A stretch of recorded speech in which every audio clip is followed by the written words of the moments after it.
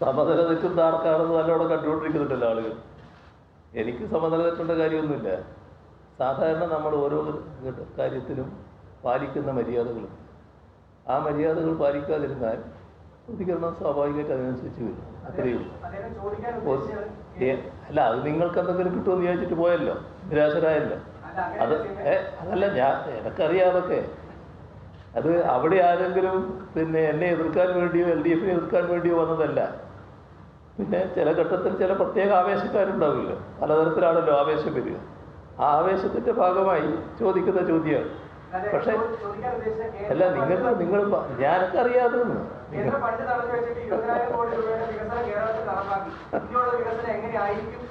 അങ്ങനെ ചോദ്യം ചോദിക്കാനല്ലോ പത്രസമ്മേളനമല്ലോ പൊതുയോഗം എന്ന് പറഞ്ഞാൽ. ഈ പത്രസമ്മേളനത്തിൽ നിങ്ങൾ ചോദിക്കുന്നത് എന്തുകൊണ്ടാണ്? ഈ പത്രസമ്മേളനം ആയതുകൊണ്ടല്ലേ.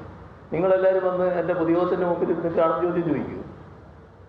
അങ്ങനെ ചോദിച്ചാൽ കിട്ടുന്ന മറുപടി അത് തന്നെയായിരിക്കും. അത് സ്വാഭാവികമല്ലേ. പൊതുയോഗത്തിൻ്റെതായ മര്യാദയുണ്ട്. പൊതുയോഗത്തിൽ നമ്മൾ ഒരാൾ സംസാരിക്കാൻ ചെല്ലുന്നു, ഒരു രാഷ്ട്രീയ പാർട്ടിയോ മുന്നണിയോ ആരോ ആവട്ടെ സംസാരിക്കുന്നു. ഇഷ്ടമില്ലാത്തവർ കേൾക്കണ്ട, പോകണം.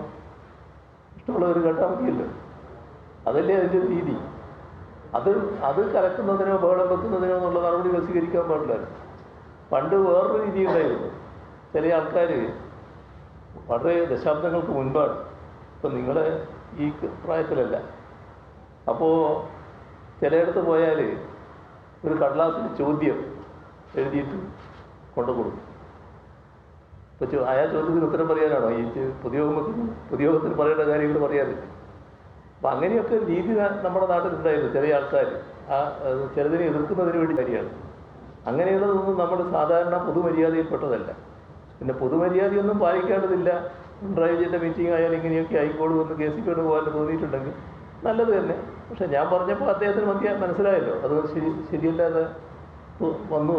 അത് തന്നെയല്ലേ അദ്ദേഹം മാധ്യമപ്രവർത്തകരോട് പറഞ്ഞത്. പോയി ചോദിച്ചു, അത്രയും അതിനെ കാണേണ്ടതുള്ളൂ.